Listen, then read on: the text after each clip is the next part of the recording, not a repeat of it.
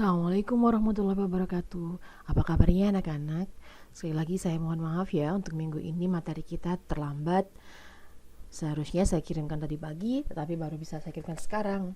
Hari ini kita masih berjumpa dengan materi fabel pada pertemuan ketiga, struktur dan kebahasaan. Oh iya, jika selama ini kalian mengontak saya di nomor lama saya, mulai hari ini jangan lupa di nomor baru ya, karena di nomor lama tidak akan saya respon. Langsung saja, hari ini kita akan ketemu dengan struktur dan kebahasaan. Yang akan kita bahas pertama adalah struktur teks fabel. Fabel merupakan cerita yang menggambarkan watak dan budi manusia yang pelakunya diperankan oleh binatang. Fabel berisi pendidikan moral dan budi pekerti. Struktur fabel yang pertama adalah orientasi, yang kedua komplikasi, yang ketiga resolusi, dan yang keempat koda. Apa keempatnya? Kita bahas satu persatu. Yang pertama adalah orientasi. Orientasi adalah bagian awal dari suatu cerita yang berisi pengenalan tokoh, latar tempat, dan waktu. Yang kedua, bagian komplikasi. Komplikasi adalah konflik atau permasalahan antara satu dengan tokoh yang lain. Komplikasi menuju kepada klimaks cerita. Yang ketiga adalah resolusi. Resolusi merupakan bagian yang berisi pemecahan masalah. Dan yang terakhir adalah koda. Sifatnya koda, boleh ada, boleh tidak. Koda berada di bagian terakhir fabel yang berisi perubahan yang terjadi pada tokoh dan berisi pelajaran yang dapat dipetik dari cerita tersebut. Masih ingat cerita Belalang Sembah? Menurut kamu, bagaimana strukturnya? Belalang Sembah.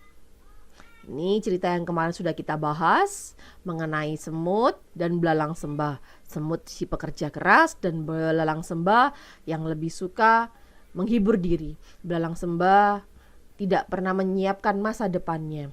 Dia lebih senang menari, menyanyi daripada mengumpulkan makanan untuk persiapan musim dinginnya. Struktur dan cerita ini bagaimana? Yang pertama, pasti bagian ini apa anak-anak? Judul, ya. Yang kedua, mulai dari awal paragraf hingga paragraf yang kedua ini adalah merupakan orientasi pembukanya. Jadi pembuka di awal sudah diceritakan, sudah dijelaskan bahwa pembuka bisa merupakan orientasi, bisa merupakan pembuka, pengenalan, pengantar begitu ya. Juga bisa merupakan perkenalan dari tokoh, pengenalan dari latar settingnya, latar tempat, latar waktu dan sebagainya. Selanjutnya paragraf yang selanjutnya, suatu hari sang belalang sembah menari di dekat sarang semut hingga seterusnya. Nah, bagian ini adalah komplikasi ceritanya, mulai dari pertamanya bagaimana sampai klimaks ceritanya, puncaknya terjadi musim dingin. Tapi belalang sembah tidak punya persiapan makanan, merupakan komplikasi. Lanjut, bagian terakhir ada 2 paragraf di sana. Paragraf yang pertama merupakan resolusi. Pemecahan masalahnya. Belalang datang ke rumah semut meminta makanan. Karena semut tidak tega, semut memberikan bagian makanannya untuk belalang agar belalang tidak mati. Bagian paling akhir adalah koda atau pesan atau amanat. Nah, sekarang kita coba pada contoh teks yang lain ya. Menurut kamu bagaimana strukturnya? Yuk, saya punya cerita gajah yang baik hati. Teks ini juga ada di dalam bukumu. Siang hari itu, suasana di hutan sangat terik. Tempat tinggal si kancil, gajah dan lainnya seakan terbakar. Kancil kehausan, dia berjalan-jalan mencari air. Gajah yang baik hati bagian apa ini? Judul. Yang kedua, siang hari itu hingga jalan mencari air, ini bagian apa? Ya, orientasi. Lanjut, paragraf selanjutnya. Gajah berpikir sejenak. Bisa saja ia turun ke bawah dengan mudah, tapi bagaimana jika naiknya nanti? Hingga paragraf yang terakhir. Bagian apakah ini? Oh, ternyata di awal ada juga. Nah, mulai dari di tengah perjalanan hingga benar-benar aku mendapatkan ikan yang sangat besar. Ada 2 paragraf ternyata anak-anak. Paragraf ini semua merupakan komplikasi. Komplikasi adalah jalan cerita, mulai dari awal hingga klimaks. Tidak lama tiba-tiba gajah muncul lagi. Nah, sebagian besar dari paragraf ini, dari teks ini adalah resolusi. Pemecahan masalahnya. Bagaimana caranya gajah bisa menangkap kancil dan seterusnya. Setelah itu, nah bagian paling akhir merupakan koda.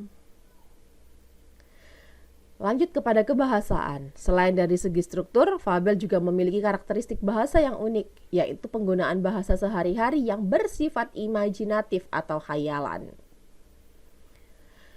Yang pertama, pilihan kata atau diksi. Pilihan katanya harus yang mudah diimajinasikan. Namanya saja cerita khayalan, cerita imajinatif, bersifat imajinasi. Jadi gunakan pilihan kata, gunakan diksi yang mudah membangkitkan imajinasi pembaca. Selanjutnya adalah sinonim dan antonim. Pasti sudah kenal kan? Sinonim adalah persamaan kata dan antonim adalah lawan kata. Selanjutnya adalah kalimat langsung. Kalimat langsung merupakan dialog atau percakapan. Dalam sebuah cerita pasti ada teks dialognya, pasti ada kalimat langsung yang digunakannya. Lanjut, bagian yang pertama, pilihan kata atau diksi. Menunjukkan latar dengan pilihan kata yang mudah diimajinasikan. Untuk menunjukkan latar, baik latar suasana, latar waktu maupun latar tempat, diperlukan diksi yang tepat. Pemilihan diksi yang tepat dapat memudahkan pembaca mengimajinasikan latar. Diksi yang kurang baik, contohnya pada siang hari. Ini merupakan diksi yang kurang baik. Diksi yang baik, contohnya bagaimana? Hangat sinar matahari menyentuh kulit burung hantu. Digunakan untuk mendeskripsikan suasana pagi karena ada hangat sinar matahari, ya kan? Lebih membangkitkan imajinasi adalah yang bawah daripada yang atas. Lanjut.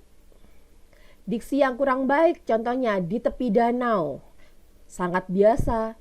Kita gunakan diksi yang lebih baik. Apakah itu? Telaga 3 warna bak pelangi. Lebih ada unsur imajinasi. Selanjutnya yang kedua adalah sinonim dan antonim. Persamaan kata dan lawan kata. Fabel menggunakan variasi kata untuk menggambarkan atau mendeskripsikan sifat, baik sifat tokoh maupun sifat benda dan keadaan. Meskipun memiliki arti yang sama, akan tetapi diksi atau pilihan kata yang tepat untuk mendeskripsikan sifat tokoh dapat mempengaruhi nilai rasa pada pembaca. Efek emosi yang lemah, contohnya senang, tidak teratur, sedih. Ini kurang baik digunakan dalam cerita fabel. Kita gunakan kata-kata yang punya efek emosi kuat. Contohnya apa? Riang gembira, berantakan, merana. Nah, kata senang diganti dengan kata riang gembira. Kata tidak teratur diganti dengan kata berantakan. Kata sedih digantikan dengan kata merana. Yang ketiga, kalimat langsung.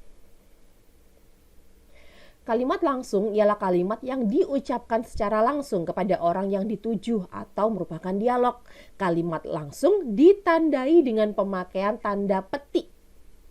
Kalimat langsung dibedah menjadi 3. Yang pertama, kalimat langsung dengan kalimat pengiring sebelum petikan, kalimat langsung dengan kalimat pengiring setelah petikan, dan kalimat langsung dengan kalimat pengiring di tengah petikan. Pengertian kalimat langsung adalah kalimat yang diucapkan secara langsung kepada orang yang dituju atau dialog. Kalimat langsung ditandai dengan pemakaian tanda petik. Ciri-ciri kalimat langsung. Yang pertama, menggunakan tanda petik. Yang kedua, intonasi tinggi untuk tanda tanya, datar untuk kalimat berita, dan tanda seru dilakukan dengan intonasi perintah. Yang ketiga, kata ganti orang pertama dan kedua. Pengertian. Kalimat yang melaporkan atau memberitahukan perkataan orang lain dalam bentuk kalimat berita. Ini pengertian dari kalimat tidak langsung ya. Ciri-ciri kalimat tidak langsung. Yang pertama, tidak menggunakan tanda petik. Intonasi bacanya datar. Terdapat perubahan kata ganti orang. Nah, sekarang perubahan kata ganti. Kata ganti itu sendiri dibedakan menjadi 2. Kata ganti orang tunggal dan kata ganti jamak. Sementara kata ganti orang dibedakan menjadi orang pertama, orang kedua, orang ketiga. Contoh kata ganti orang pertama, tunggal, saya, daku, diriku, hamba, beta, dan sebagainya. Kata ganti orang pertama jamak, contohnya kita, kami. Kata ganti orang pertama itu ya diri kita sendiri anak-anak. Kalau kita ngobrol dengan orang lain, kita menyebut diri kita adalah orang ke-1 atau orang pertama. Lalu orang kedua adalah orang yang kita ajak bicara. Jadi ketika kita mengajak berbicara orang lain, lawan bicara kita atau orang yang kita ajak bicara itu namanya orang kedua. Contohnya apa? Kamu, engkau, kau, dirimu, Anda, dan sebagainya. Jika orangnya satu atau tunggal, jika orangnya jamak, kalian bisa gunakan kata kalian.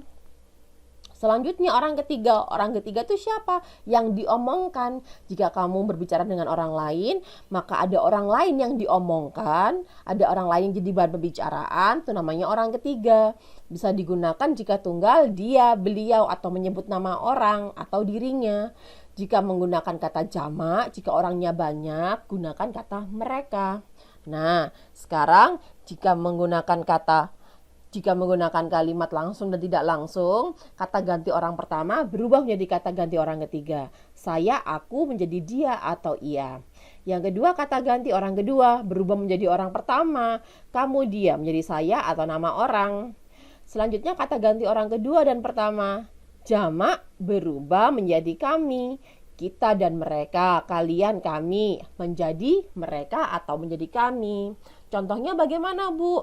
Nah, contohnya, jika kalimat langsung, yang pertama, kata ibu, bersihkan kamarmu. Bagaimana cara mengubah kalimat tidak langsungnya? Ingat, kata ganti orang kedua berubah menjadi kata ganti orang pertama. Kata ibu, bersihkan kamarmu. Mu adalah kata ganti orang kedua. Jika digunakan menjadi kalimat tidak langsung, maka harus berubah menjadi orang pertama.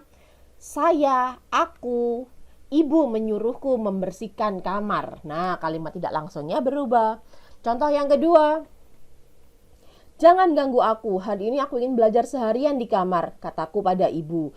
Itu merupakan kalimat langsung menggunakan tanda petik. Kalimat langsungnya menggunakan kata ganti orang pertama. Nah, jika kata gantinya orang pertama, maka berubah menjadi kata ganti orang ketiga. Misalnya, Tobi mengatakan pada ibu bahwa hari ini dia tidak ingin diganggu karena ia ingin belajar seharian di kamar. Kata aku menjadi kata dia atau kata Tobi. Tobi adalah kata ganti orang ketiga. Lanjut, kalimat yang ketiga. Jelas-jelas kami yang menang, bentakku. Jika diubah menjadi kalimat tidak langsung, ingat hukum yang selanjutnya. Kata ganti orang kedua dan ke satu jamak berubah menjadi kami. Kita, mereka, kita berubah menjadi kami, kita, dan mereka. Contohnya apa? Kalian, kami menjadi mereka atau kami. Jelas-jelas kami yang menang. Kata kami berubah menjadi mereka.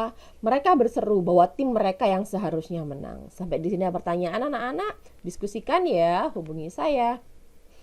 Lanjut, cara penulisan kalimat langsung. Yang pertama, bagian kalimat langsung diapit oleh tanda petik 2, bukan petik 1.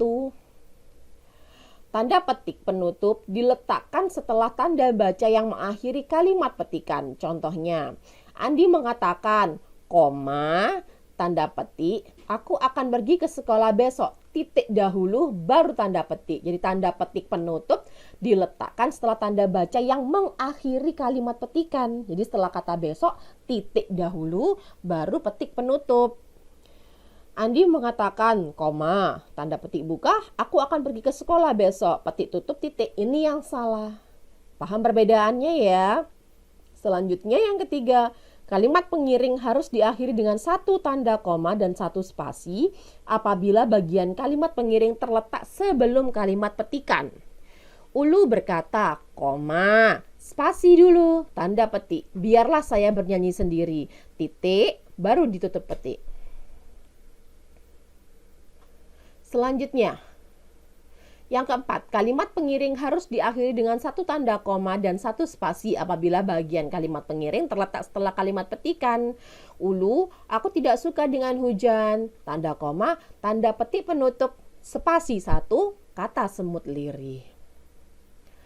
Jika ada dua kalimat petikan, di awal dan di akhir, huruf awal pada kalimat petikan pertama menggunakan huruf kapital, sedangkan pada kalimat petikan kedua menggunakan huruf kecil, kecuali nama orang dan kata sapaan.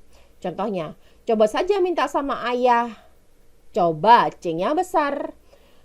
Koma, kata ibu. Koma lagi, spasi, tanda petik. Dia pasti akan memberikannya. Dianya karena bukan merupakan kata sapaan, hurufnya kecil. Selanjutnya, tanda koma tidak dipakai untuk memisahkan petikan langsung dari bagian lain yang mengiringinya dalam kalimat jika petikan langsung itu berakhir dengan tanda tanya atau tanda seru. Contoh yang ada di nomor 4. Ulu, aku tidak suka dengan hujan. Tanda koma. Nah, tanda koma ini tidak digunakan jika di akhirnya diganti dengan tanda tanya atau tanda seru. Paham anak-anak? Lanjut. Kalimat langsung dengan kalimat pengiring sebelum petikan. Contohnya, nah, ulu kembali berseru, baru ada kalimat petikannya. Ini namanya kalimat langsung dengan kalimat pengiring sebelum petikan. Contoh yang selanjutnya, kalimat langsung dengan kalimat pengiring setelah petikan. Dialog dulu, tanda koma tutup petik, sahut semut. Ini setelah petikan. Yang ketiga, kalimat langsung dengan kalimat pengiring di tengah petikan. Nah, kalimat langsung dengan kalimat pengiring tengah petikan. Kalimat pengiringnya ada di tengah-tengah, diapit dengan dua kalimat langsung ada di awal dan ada di akhir. Penulisan kata seru. Tanda koma dipakai untuk memisahkan kata seru seperti oh, ya, wah, aduh, kasihan dari kata yang lain yang terdapat di dalam kalimat. Contohnya, oh begitu. Setelah kata oh diberi tanda koma. Wah, bukan main. Setelah kata seru, wah, berikan tanda koma. Hati-hati ya, nanti jatuh. Setelah kata ya merupakan kata seru, berikan tanda koma. Penggunaan kata sandang si dan sang. Nah, penggunaan kata sandang si dan sang ini sangat familiar di dalam fabel. Kata sandang merupakan sejenis kata penentu atau pembatas yang letaknya di depan kata benda atau kata sifat. Kata sandang tidak mempunyai makna tersendiri. Jadi ketika dia tidak bergabung dengan kata yang lain, kata sandang tidak punya arti. Makna atau arti kata sandang bergabung dengan kata yang berada di belakangnya. Kata sandang yang masih dipakai dalam bahasa Indonesia, contohnya si dan sang. Walaupun kata sandang tidak mempunyai arti dan tidak dapat berdiri sendiri, kata sandang memiliki fungsi penting menentukan makna dalam kalimat. Penggunaan kata sandang si dan sang. Kaidah penulisan si dan sang terpisah dengan kata yang mengikutinya. Kata si dan sang ditulis dengan huruf kecil, bukan huruf kapital. Perhatikan contoh penggunaan kalimat-kalimat tersebut ya. Bedakan dengan contohnya berikut ini. Yang pertama, bagaimana caranya agar si kecil rajin belajar? Tanya ibu. Si kecil, si adalah kata sandang, kecil karena bukan merupakan nama, kecilnya huruf K-nya menggunakan huruf kecil. Kedua orang itu, si kecil dan si kancil adalah pembantu di pasar. Ada perbedaannya. Kata kecil pada kalimat 1 ditulis dengan huruf kecil karena bukan merupakan nama. Pada kalimat 2, kecil ditulis dengan huruf K kapital karena dimaksudkan sebagai panggilan atau nama julukan. Pada fabel, nama binatang biasanya digunakan sebagai nama tokoh, sehingga ditulis dengan huruf besar. Selanjutnya, penggunaan kata depan. Dalam teks cerita fabel, biasanya juga digunakan kata keterangan tempat dan kata keterangan waktu, dirangkai dengan kata depan. Penulisan kata depan dipisah dengan kata yang mengikutinya. Contohnya, di dalam hutan terlalu gelap karena pohon-pohon sangat lebat dan tajuknya menutupi lantai hutan. Di dalam karena menunjukkan keterangan tempat, maka harus dipisah. Berbeda dengan kalimat yang di atasnya, misalnya penulisan kata depan dipisah. Dipisah penulisannya harus digandeng. Di dan pisah digabung karena itu merupakan imbuhan, bukan merupakan kata depan. Kata depan adalah kata keterangan yang menambahkan keterangan tempat dan keterangan waktu. Contoh lain, namun tidak seperti biasanya yang tenang. Saat ini pasukan semut merah telah bersiap siaga pada posisi mereka masing-masing. Yang ketiga, suara jeritan sang gajah terdengar ke seluruh penjuru hutan dan mengganggu aktivitas hewan-hewan lain yang tinggal di hutan. D-nya dipisah karena merupakan keterangan tempat. Biasanya kata depan ada beberapa macam yang sering kita jumpai, yakni di, ke, dari, pada, kepada. Lanjut, pada. Pada keesokan harinya, gajah datang lagi dan seperti biasa, ia akan melewati rumah-rumah semut merah. Nah, sampai di sini apakah ada pertanyaan? Jika tidak ada pertanyaan, kerjakan LKPD yang disertakan dalam tugas ini ya. Silakan kalian tulis di buku tulis atau mau langsung ditulis di dalam komen di dalam classroom kalian, tidak masalah. Jika ada pertanyaan, jangan lupa hubungi saya di nomor baru saya ya. Terima kasih dan selamat belajar. Assalamualaikum warahmatullahi wabarakatuh.